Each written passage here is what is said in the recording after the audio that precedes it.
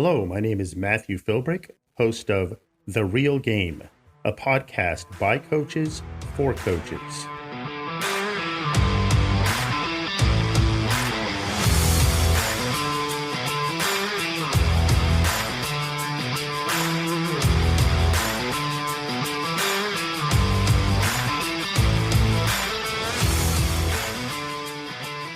Welcome to this episode of The Real Game. I am your host, Matt Philbrick. It's good to be back on today, recording another episode in this time of absolute March Madness. I don't know if you've been tuning into any of the basketball games or not, but there have been some crazy games this year with 16 seeds losing, 15 seeds winning, 16 seeds winning, which is only the second time in like 150 tries that that's happened. So it's been a crazy, crazy time, and it's a time of year that I absolutely enjoy and love on all levels. Today, I'm joined by a fellow coach and a friend. I know I've mentioned in other episodes that I'm the athletic director at a small Christian school in southeastern Pennsylvania, and I also coach there. And joining me today is my varsity women's volleyball coach, Coach Alyssa Murray. How are you doing today, Coach? I'm good. How are you? I'm doing great. It's great to have you on the podcast today. Thanks for joining me. I talked to Alyssa a couple days ago and decided we had spoken a while ago when I first started the podcast, and we had agreed that at some point she would be on here. So I'm honored to have you on the show today. And the topic that we're going to be discussing today is that of assistant coaches. I've had a lot of assistant coaches as a head coach. I've been coaching for, I guess, about 25 years. And I can remember a couple of years where I didn't have an assistant, but most of the time I had an assistant coach. And honestly, I can't imagine doing what we do without assistant coaches. To me, they are a valuable part of what happens. And so today we're going to talk a little bit about our experiences, your experience, and kind of what your philosophy is about that. But before we start with that, tell us a little bit about your journey as a coach, where you got started, and kind of what you're doing now. Yeah, sure. I started assistant coaching at the school for, actually it was our varsity coach, and I was assistant coach for her. And then I was actually the JV coach at the time. And then after that, the middle school program needed a coach, and I really wanted to start doing that. So I started with middle school, I think in 2011. And then after the sixth graders that I had were going into ninth grade, I bumped up to varsity with them. So I coached varsity from, I think it's like 2014 and to the present now. So been coaching at Calvary for 13 years, I think it is. Yeah. Sounds about right. Yeah. I've also coached club. So I coached club for 5 years and had different experiences with that. That actually helped in how I coach my Calvary team now. So I'm very thankful for that experience. But so yeah, it's my journey of coaching, and good. It's good. And not to get off topic, but this year we're starting a men's volleyball team, and you've been involved in that a little bit. So that's that's a different experience, and probably its own podcast. Yes. All on its own. So we'll definitely discuss that sometime, getting that off the ground. But so during your coaching journey, did you ever go through a season or seasons without an assistant coach? Yes, I did. When I was coaching middle school, I had people here and there come in, but no one really was set in stone to be there all the time with me. So when I was coaching the middle school program, I would say for those 4 years that I coached, I didn't have a consistent assistant with me. If the person could help out, they would just let me know and I'd put them in. But as far as games and stuff, it wasn't consistent. Okay. Yeah. So when those couple years that you didn't have an assistant, and then when you transitioned to having an assistant coach, did you see the value at that point, like right away, like, wow, I really enjoy having an assistant, and I don't know how I made it all these, a couple years without one? I definitely saw the value in it when somebody was there with me all the time. I actually didn't start having one with me all the time until I got pregnant, and Okay. I really needed somebody to be there. And through all of that, it showed me the value of having one. I almost didn't know what to do with one at first Hmm. because I didn't know what they'd be willing to do, what they wouldn't be willing to do, or what they, what their strengths were. So it took a little bit for that. But when I think about it now, I don't know what I would have done without one, Right. definitely. Right. Yeah, that's a good point. When you go from when you start out as a coach and you don't have an assistant, you really don't see what you're missing and Yeah. how valuable an assistant can be.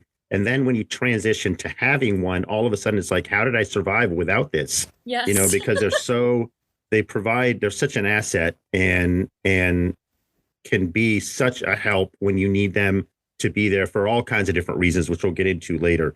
And I feel the exact same way when I went through a couple years, especially as a younger coach, without having an assistant, and then all of a sudden I did. It was like, man, I don't know how I did this without having an assistant. So Mhm. that's a good point. So you have an assistant coach now. I know that Coach Jocelyn's been with you for a few years. Have you have you and your assistant always agreed 100% on everything? And in your opinion, how is it important for you to always agree?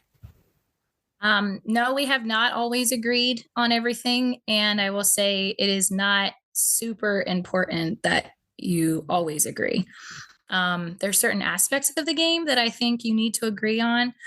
But I appreciate the viewpoint that she brings and what she is able. She will always look at a different part of the game, which I guess we can get into more later. But she'll always look at a different part of the game, and it balances out what I don't have to look at. It takes more off of my plate. Sure. I'll also say that Julie Carmichael does a lot of that for me too. So it's it's different what we can bounce off each other and knowing, okay, we might not agree on this, but we do agree on this core part. So, Right, right. but I always want to hear a different viewpoint because as coaches, I think we get into sometimes a rut of how we think. And some of times our teams are different. They're always changing, especially in the small school that we coach at. So I think it's good to have different point of views coming in and constantly thinking about them and then making that final decision. Yeah, I would agree with you 100%. I don't think at the end of the day, you need to come up with a plan that works for Yeah. everybody and that you can all agree on. But there are a lot of different ways to get there, and an assistant coach can provide a valuable outlook and opinion about things you might not even see as a head Yes. coach. Hmm. And I'm going to talk about this a little bit at the end when we talk about, you and I are going to go back and forth a little bit about characteristics we look for in an assistant coach, and that's one thing I want to touch on. But it is so important that at the end of the day you need to agree, but in that process of getting there, you're going to have times when you differ, and you're going to have times when you disagree, and that should never spill out in front of your athletes or in front of your team. That should always happen behind closed doors, Agreed. so that you can always provide a united front when it comes to your team. But I'm always happy to have a different opinion. Like, hey, maybe you see this different than I do. How can we fix this? Or we're running a certain play here or there. What do you see that I'm not seeing? Or maybe it comes down to even certain athletes. Like, what do you see Yes. in that athlete that I don't see? Why should we keep them when I feel like maybe they need to be cut or something like Yeah. that? Right. Hmm. Definitely. So that's a good point. How do you affect, so on a practical level, and I'm talking like practices mostly, but even in games, how do you effectively and practically use your assistant coach? So in practice, we do a lot of charting. And I know you mentioned that in another podcast for volleyball. You see me in there and I'm writing on a whiteboard all the time. So for volleyball, we do a lot of charting. So both of my assistant coaches do work together to do that. Stats, I've had them do stats during my volleyball games. But running a drill in order for me to just watch sometimes is very helpful. I'm not just doing one, like if I'm tossing a ball and I'm asking them to do a hitting lines, I can look at other things and other girls while they're doing that. Sure. I've also, if I have more people in the gym, I've had Jocelyn stand on one end of the gym and I stand on the other, and she'll look at a different skill that they're doing and I'll check on another one, and then we'll come together and collaborate on that. I've also had her very helpful with subs. If there is, for volleyball, subbing is so different. It's actually probably different than any other sport. So you really have to be careful who you sub in and out, and she'll be able to tell me who I have on my bench. And if there's something comes up with an injury, we've had that where she's able to she'll just kind of look at me and point out who would be good. So she does a lot for me during games and during practice, which I would never want to go back to just doing it by myself, because that's what I would be doing. Right. It's better for the girls. It makes them better. And overall it makes our team better. Yeah, definitely. It sounds like, we kind of probably do the same thing with our assistant coaches. I know for me, I use them in practices a lot to set things up. I use them for splitting up into smaller groups and teaching them more one-on-one skills and, maybe groups of 5 or 6 and things that I couldn't do with a group of 12 or 15. And now I can break them up into groups of 6 or 7. And it's a much more manageable thing. And then also in games, I use them for taking stats. I use them for, I'm always tapping my assistant and saying, hey, at the 4-minute mark, I need to put such and such in. Remind me to do that because I'll forget, Yep. and they're great at that kind of thing. And just like, making game time decisions. Like I'll say in the locker room, I want to do this, this, and this. But once the game starts going, sometimes I don't always remember. And they tap me on the shoulder and say, hey, you said you wanted to do this or wanted to focus on this. Oh, yeah, let's go ahead and do that. So Jocelyn's done that for me as well. She'll be like, oh, remember, you wanted to do this for this play, or in the second set, you wanted to switch to this. And I'm like, oh, yes, thank you. Yeah, definitely. Yeah.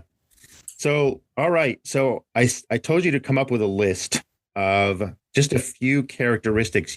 So let's pretend for a minute where all of a sudden we find ourselves without an assistant coach. Okay. So I know I'm scrambling to find somebody. I have a list going here of things that I would be looking for in an assistant. So I'm going to let you go first, and then I'll go second, and then we'll just go back and forth and list maybe 4 or 5 things that would be important to us. And please don't use any of the ones that I have written down, because I was just going to say thunder. You can't do it either. So, all right, so you go first. Okay, so I have number 1, but I'm going to actually use my number 2 first. It's positivity. Okay. I need somebody who's going to be positive, giving positive reinforcement. I think sometimes as coaches, we can find all the things that aren't going right, but we need to find things that are going well and be able to express that to our players first too. So I'm going to have positivity for my first one. Just being that's positive really good. with them, positive with me. Yep. And I really like that, because a lot of times as the head coach, you find yourself picking things apart more and not giving enough positive instruction. Yeah. And I think it's great to have an assistant coach who can come behind you and clean that mess up a little bit and be like, hey, but I loved how you did this. I think you're doing this very well. We don't have, and we should, if I'm not doing it enough, it's my fault. But with coaching, we tend to spend so much time correcting problems. We don't focus enough on the positive stuff. So that's good. I actually didn't have that on my list. So good job. I don't have these in order of importance. I just kind of have them on here, but let me see. The first one I'll say is make sure they balance you. In other words, pick somebody who's strong in an area where you're weak. So, my assistant coach, well, I had a couple of them this year. One of them was Len. Len brings a fire to the locker room, like in pregame speech, that I just can't deliver. He's like this fiery Italian, you guys got this, and then he just gets the guys riled up in a way that I can't. And he brings other things too, but I've always appreciated that about him. So I think it's important to know what your weaknesses are and surround yourself with an assistant or assistants that complement that and make up for that. That was a good one. I didn't have that one. Hey, good. Awesome. We're 1 for 1 so far. So now it's your turn. I'm going to go back to my number one, and it is understanding and having a knowledge of the game. Yep. I think in order to be able to do those small groups that you were saying, in order to be able to get that feedback or give feedback, I think they need to know the game and have an understanding of it to how and really, I guess, be cohesive with how you're teaching it. Mm-hmm. You don't want Yes. someone teaching them one thing and then another coach teaching them another. So I would say yes, the knowledge of the game is very helpful, but it's not always what you're going to get. And I'll take it if I can't find anyone else. Yeah, definitely. But it's good to have a coach that, as an assistant, chances are they're not going to understand the game as well as you do. But at least if they have the basics down and they understand the principles you're trying to teach, that they can back you up, and you can use that in a positive way. So that's a good one. That's a good one. I will say, make sure they aren't a yes man or woman.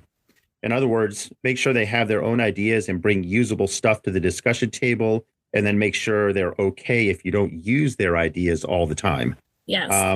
Like I wouldn't want an assistant that just, and we talked about this a little bit earlier, I don't want an assistant that agrees with me all the time 100%. Like I want my assistant to have their own ideas. Potentially my assistant coach might want to be a head coach themselves someday, if they're a younger person or whatever. I want them to bring their own stuff and try to add something to the discussion table, So it's okay if you disagree with me, bring your own ideas, but at the same time, don't be offended if I don't always do what you want or what you think is the best way. Yep.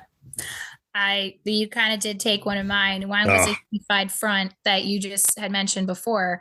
Again, I want somebody who is going to bring their own think outside the box type of person, bring their own ideas, but I want a unified front. I think some parents like to go around, some players like to go around the head coaches sometimes. And I want that unified front with an assistant coach. That's, they're not always going to agree, but they're going to do they know what's best for the team. So that was one of mine. Sorry about that. All right. I'll let you go on to your next one then. Okay. I have honesty. So the other one was honesty for me. I guess that kind of goes into your other one. Well, I like that though. And I kind of alluded that in my last podcast, we were talking about athlete entitlement. And one of the points there was always be honest with your athletes. Yes. And honest about what you expect from them, honest about what their role on the team is going to be. And I think that can even translate to your assistant coaches. You be honest with your assistant about what you expect from them and what their role on the team is. And definitely. And then they be honest with you as well about the things that they see and then what their role should be. So I really like that. That's good. Let me see. The next one on my list here is humility. So I have written down, check your ego at the door and understand you're not the head coach, you're the assistant coach, and have a person that's 100% willing to accept that role. Not that you want to, it's never our goal to humiliate an assistant or anything like that. Like they're a valuable part of the team, but at the same time, they can't ever act like they're the head coach. The person needs to know their role. They need to understand where they fit in the scheme of things and understand what they're, what they bring to the team and not overstep that line. Does that make sense? Yeah, no, 100%. I agree with you. I think there's also just a little bit, it can be off of their shoulders as an assistant coach. I've been an assistant coach and I've been the head coach. So for me, there's certain things that I didn't have to worry about because I wasn't the head coach. That decision goes, a lot of the decisions, the end decision of what you're trying to decide is on the head coach. So, and I think if you can kind of, like you said, know your role and accept that, it can go well. Yeah, absolutely. All right, your turn. I have being flexible. Okay. Flexible for me is sometimes it is just being willing to do what the coach needs you to do. And again, that conversation would have to come from the beginning of what your expectations or what you would need in an assistant coach. But I mean, I think of Jocelyn and Julie, they are flexible to toss balls. They are flexible to write in my lineups, and they are flexible to help me make big decisions with rotations or with players, again, cutting them, keeping them. So just being flexible and being willing, I guess, to do whatever they need in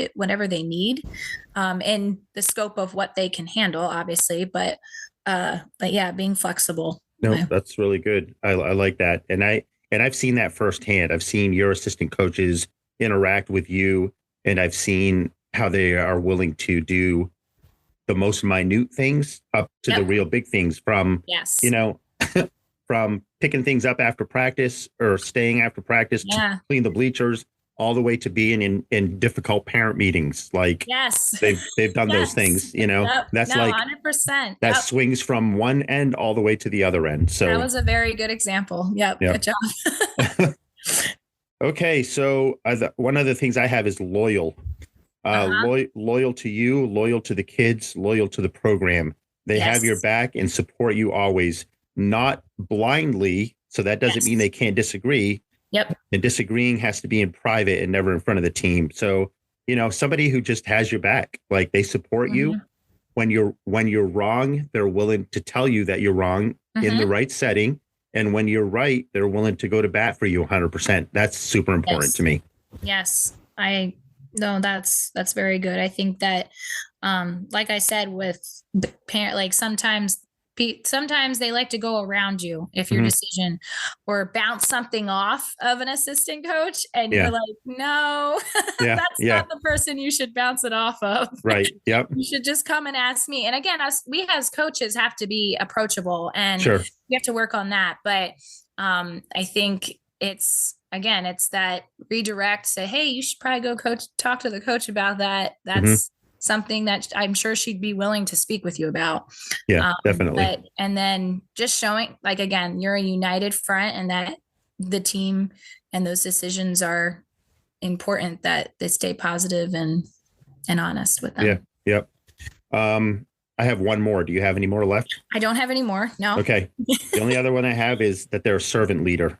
They serve the head coach. And the key word to me is service. They're willing to do whatever. And I know you and I have touched on this over and over again. They're willing to do whatever is asked of them by the coach, from equipment, all the way to stats to potential meetings, stuff like that. And then I have a little note written at the end of this one: don't take advantage of them. It's easy to, not that we ever would do it intentionally, but maybe to put too much on them, or to ask them to do too much, or to just take advantage of their generosity. And let's face it, at our level, most assistant coaches aren't getting paid. I mean, we're barely getting paid. So they're not really getting paid. They're doing it as a volunteer most of the time. So let's not take advantage of their good nature by maybe putting too much onto them or onto their shoulders. So I agree with you. Great list. Your list was better than mine, but that's good. I think we could combine them and come up with a great list. So listen, the last thing I want to do, can you tell me a situation where an assistant maybe stepped up and helped you in a game? It could be a funny thing. Maybe they kept you from saying something stupid, or stepped in and helped you out in a certain way. I can think of an example I'm going to share when you're done, but I'm going to let you go first. Well, like I mentioned, when I really was seeking out I guess, real consistent assistant, I was pregnant. So when I was having my kids, and I went through 2 seasons having babies and having to leave for a little bit and come back in. And I had a whole tournament that I went into labor, and Jocelyn. Oh, nice. came Yep. in, and we had a feeling that maybe it would be at that time. But I mean, that's a weekend where Sure. you're coming in and you're making decisions and things are happening. And so definitely I think of that. I had another assistant that took over for me, Kelly Schwartz. She worked with me for a little bit, and she did the same thing. Luckily, she did not have to run a tournament, but she did have to do a game or two, I believe. Um, I I've had different calls that maybe I would argue with a ref, Mm-hmm. and I'm not right. Yeah. And I've had either No, that Julie. never happens. Nope, never happens. Julie does. I sit next to Julie, and Jonathan's usually on the end taking care of stuff with the players, and so we each have our role. But there's stuff that Julie has definitely done that she's like, wait. Like, I'm like, Yeah. okay, Right. and then I'm like, oh, I was wrong. Thank you so Right. much. Or just little things that I don't know. I feel like I'm going to give some of my secrets away, but Jocelyn and I will look at each other down the bleachers, and she'll just kind of give me a look, and I know that I'm going to let it go. Yeah. Or she'll be like, go fight it, like type Yeah. of thing. So, And you know which look is which, right? and I know which look is which. Yep. Yes. Yep. So yeah, they definitely, balance that. They balance me out during a game. I will say too, real quick, that they also give me, like, I guess a reset. I come from working all day, and I was working full time this year. Mhm. So I dealt with I'm dealing with little kids. I'm with a preschool director. So it's then to come and deal with teenagers. Sometimes it's not that easy, or you don't want to bring anything from your day. So they're ones that if they can sense something, I can kind of decompress, and then they'll remind me, because we remind the girls, don't bring something into the game that's going to affect you. Right. And it's the same thing for us adults. And if we want to be that best example for them, they're really good at helping me. Hey, did you have a hard day? Okay, can I do this for you? How can I make it easier for you? Right. And so they've done a great job with that too. I really appreciate that about them. Yeah, and a good assistant will let you, after a hard day, be a sounding board to kind of maybe go off on them instead of letting that spill out into practice. Yes. Kind of catch that for you before it gets out of hand. So that's Definitely. Good. Well, I can say I've definitely never had to have an assistant take over for me because I was having a baby. That's never happened to me. But I will share one funny story with you. I have an assistant that was on a previous podcast episode. His name is Rick Harrison. Rick is about 6'6".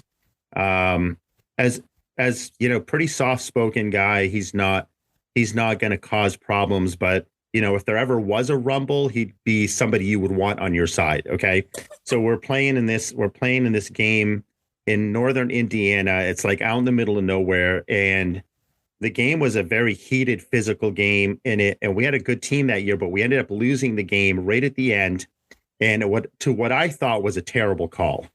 So I'm up arguing with the ref, and most officials, and you know this, most officials after the game is over, they're gone. Like they're taking off. You're not going to see them anymore, especially if they've blown a call at the end of the game.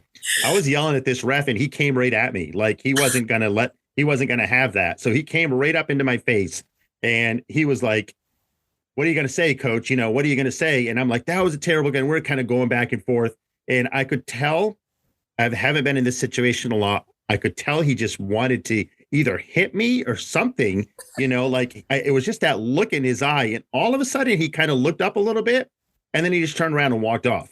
And I turned around and looked over my shoulder, and Rick was looking over at my shoulder down at this referee, just giving them this look like, go ahead and take a swing, man, because it's going to be the last thing you ever do. Nice. And Rick didn't have to say anything. He just looked over my shoulder, gave this guy the stink eye, and the guy just turned around and walked off. So, man. we kind of laugh at that now. Like, I don't know if Rick hadn't have been there, I'm not sure what would have happened. But anyways, that's just kind of a funny assistant coach story. But listen, we're going to wrap up this episode, but we've had good experience with assistants. I hope that continues well into your coaching career. And be thankful for the assistant coaches that you have around you. Always surround yourself with people that have the qualities and characteristics that we mentioned. And, keep coaching and keep serving the game of volleyball well. And I appreciate what you do here at the school and what you've invested into the lives of our kids. Thanks, Matt. I appreciate you too. And thanks for having me. All right. Have a great day. I hope you have enjoyed today's episode of The Real Game. I'd like to leave you today with a quote by Bethany Hamilton. Bethany Hamilton is an American professional surfer and writer who survived a 2003 shark attack in which her left arm was bitten off and who ultimately returned to professional surfing. The quote is this: "Courage doesn't mean you don't get afraid. Courage means you don't let fear stop you." So good luck, coaches, and coach on.